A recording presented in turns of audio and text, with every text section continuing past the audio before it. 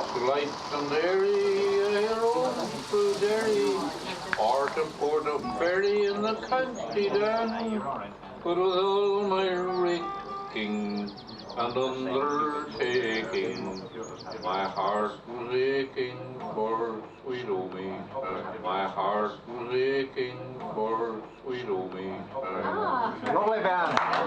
Good band.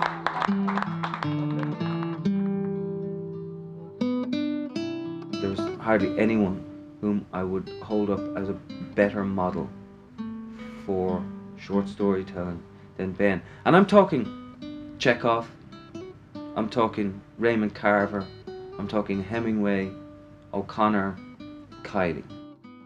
In the 70s, 80s, Ben's name was mentioned and invoked here the way a name like Hugh McDermott would have been invoked in Edinburgh and Scotland. And it was partly because he was, not only because he was a writer, but because he was a figure about the town and at the centre of much revelry. There were people gathered at this party who could be described as,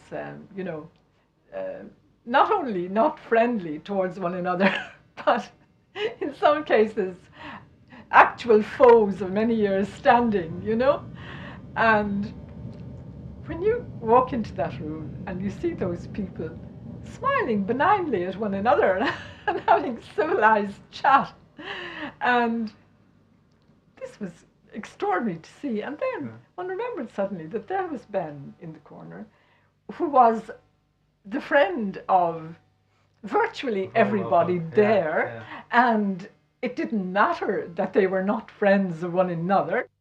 It's a strange kind of paradox that you have this man who is actually knows a great number of people and is happy in a great number of different social situations, but he also is a very private person. There lies the big question of Ben. Who's the real Ben?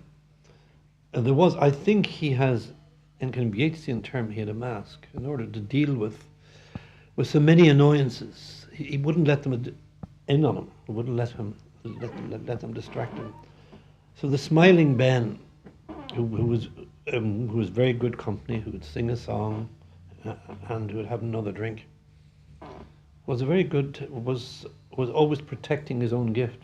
What he was really thinking about the powers that be, he couldn't show. I remember in the White Horse, which is the pub across from the Irish Press, our friend Brendan Behan used to come in. I mean, he was as good as a play. He had all kinds of little acts that would make you weep. They were so funny. And that old triangle. When he put his shoes on backward and he'd pretend to be Toulouse-Lautrec.